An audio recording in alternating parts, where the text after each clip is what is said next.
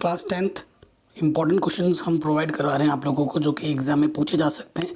ये उसका पार्ट 2 है बच्चों, ठीक है। तो मैं फिर क्योंकि रैपिड है, सिर्फ क्वेश्चन और उसके आंसर्स आपको जानने को मिलेंगे। कह रहे why did the weavers in Silesia revolt against contractors in 1845, identify the appropriate reason from the following options. ठीक है, 4 ऑप्शन आपको दे रखे हैं। आप अपना आंसर कमेंट सेक्शन में भी बता सकते हैं, मैं तो बताऊंगा ही, उससे पहले आप बता के चेक कर सकते हैं कि आप सही हो या गलत हो। ठीक है, तो ये बेहतर तरीका रहेगा। ऑप्शन ए है contractors did not pay the dues, contractor appointed few on high post, contractors used government policies, contractors gave them loans on high interest. So इसका आंसर हो जाएगा A, contractors did not pay their dues. ठीक है, मेरी pronunciation थोड़ी सी week अगर आपको लगे तो मैं उसके लिए माफ़ी चाहूँगा बच्चों। प्लीज़ प्रोनाउंसिएशन को इग्नोर करके कंटेंट पे फोकस कीजिएगा। Identify the soil with the help of clues given below, develops in areas with high temperature and heavy rainfall, is low in humus content found in the hilly areas of Karnataka, Kerala and Tamil Nadu. तो वहाँ पर किस type के soil पाए जाते हैं वो आपसे पूछ रहे हैं। तो इसका सही आंसर हो जाएगा लेटराइट सॉइल। ठीक है, ऑप्शन नंबर डी। आगे बढ़ते हैं। Which of the following categories of resources can we put tidal energy in? Renewable sources, non renewable sources, actual resources, potential resources. तो इसका आंसर हो जाएगा रिन्यूएबल सोर्सेज। ठीक है, आगे बढ़ते हैं। कह रहे which of the following examples fall under the organised sector? A daily wage laborer working for a contractor, an engineer getting all employment benefits, a cleaning staff in a private school, और D है a tailor stitching clothes at his home। तो कौन सा option सही होगा आपको बताना है। तो इसका सही ऑप्शन ए हो जाएगा। ठीक है, a daily wage labor working for a contractor। अगले क्वेश्चन पे आ जाते हैं। कह रहे हैं identify the major aspect that helped in the formation of nation state in Britain.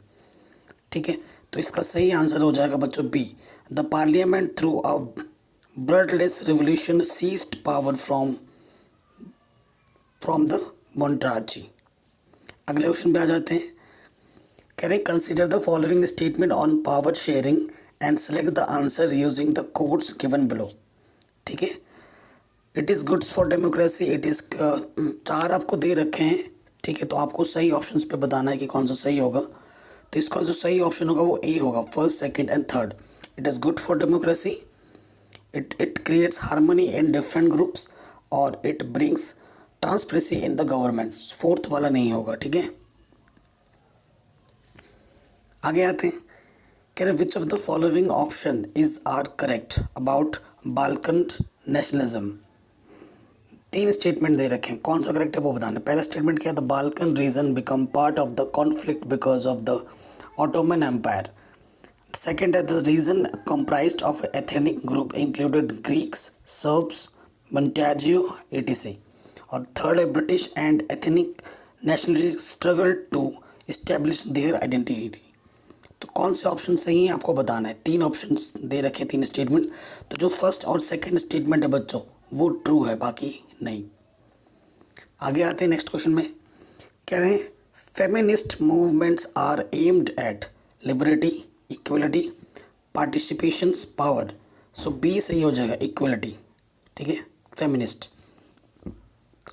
अगला क्वेश्चन है which one of the following is not a cause of communalism? So 4 option आपको दे रखे हैं।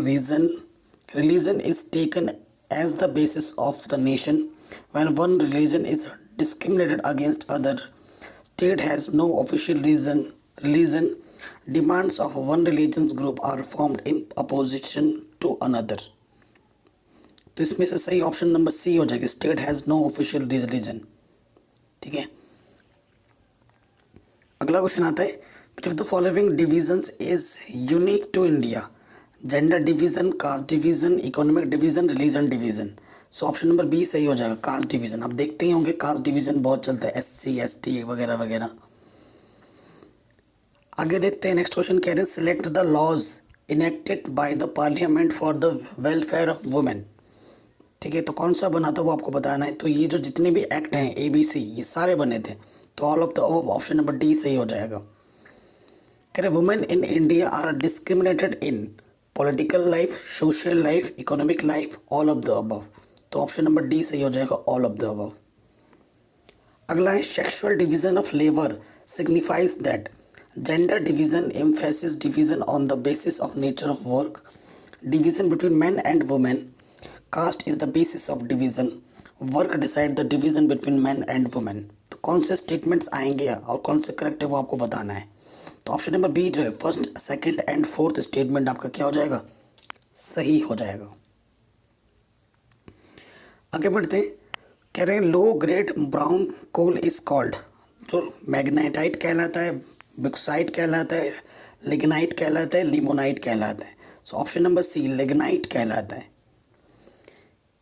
Which of the following states is the oldest producer of oil, Arunachal Pradesh, Assam, Andhra Pradesh, Gujarat. तो answer है B, Assam. ठीक है, अगले क्वेश्चन पे आ जाते हैं।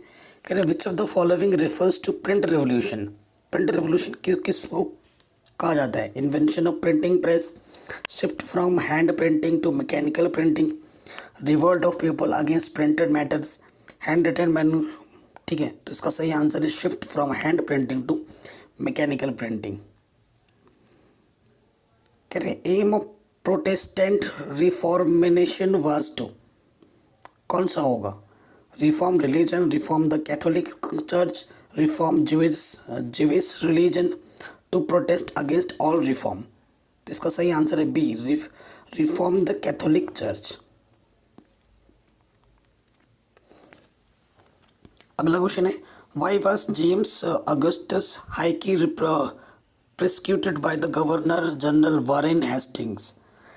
ठीक है, for poor editing of Bengal gazette, for publishing a lot of gossip about company's senior official, for publishing substandard material, none of these।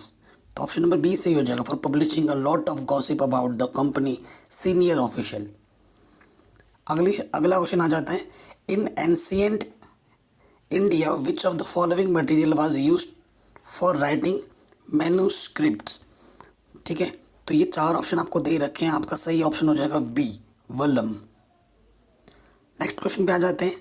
करें until 18th century which two countries were considered the richest in the world, India and China, China and Japan, England and France, England and Italy. तो option हो जाएगा A, India and China 18th century में सबसे richest country के में आते थे। Why were the Europeans attracted to Africa, Africa की तरफ यूरोपियंस क्यों अट्रैक्ट होते थे, by its natural beauty, by the opportunity of for investment, for its vast and resources and mineral wealth, for requirement of labour. तो एकदम easy question है, option number C सही हो जाएगा, for its vast and resources and mineral wealth. अगले question में आ जाते हैं। कह रहे हैं transport of perishable goods over long distance was possible because of improved railways, airline services, refrigerated ships, steam ships। तो ऑप्शन नंबर सी सही हो जाएगा, रेफ्रिजरेटेड शिप्स। अगला क्वेश्चन है the World Bank was set up to finance rehabilitation of reserves, finance post war constructions, finance industrial development, help third world countries. So answer सही हो जाएगा B, finance post war construction. अगला question है the group of powers collectively known as the Axis power during the Second World War where. ठीक है, so answer हो जाएगा A, Germany, Italy और जापान। नेक्स्ट क्वेश्चन आता है आपका who among the following is a Nobel prize winner. ये VS Naipaul, JM नाइस, शिवनारायण, कह रहे हैं शिवनारायण चंद्रपॉल, राम नरेश सरवन। ये देखो सी और डी तो खिलाड़ियों का नाम डाल दिए गए हैं ना, आपको थोड़ा सा एंटरटेन करने के लिए, पेपर के माहौल को सही बनाने के लिए। ऑप्शन नंबर ए सही हो जाएगा बेटा, VS नायपॉल।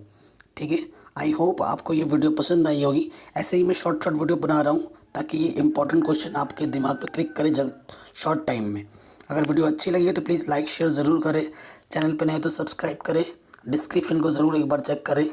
और ऐसे ही मैं हर एक हर एक सब्जेक्ट की इंपॉर्टेंट वीडियोस प्रोवाइड करा दूंगा, इंपॉर्टेंट क्वेश्चंस की वीडियो प्रोवाइड करा दूंगा। जय हिंद, अपना ख्याल रखें।